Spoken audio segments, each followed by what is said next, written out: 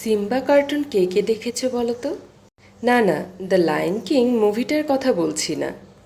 2000 সালের প্রথম দিকে সাহারা টিভিতে একটা কার্টুন হতো জাস্ট কিডস নামে।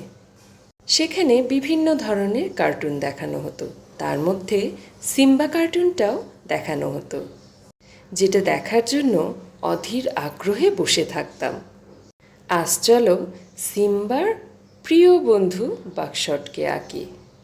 যারা সিম্বা কার্টুনটা দেখনি তাদের জন্য বলছি, সিম্বা ছিল একটা লায়নের গল্প, আর তার প্রিয় বন্ধু ছিল একটা হরিণ যার নাম ছিল বাকশট।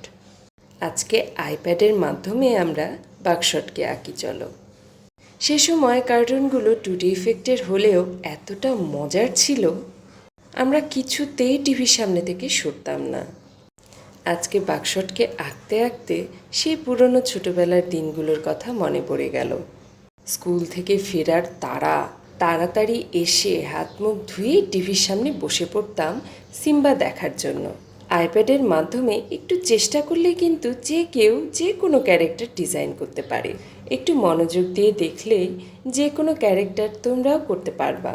আমার এই হরিণটা কেমন হয়েছে আর সাথে কে কে সিম্বা দেখেছো সেটা বলতে ভুলো না কিন্তু।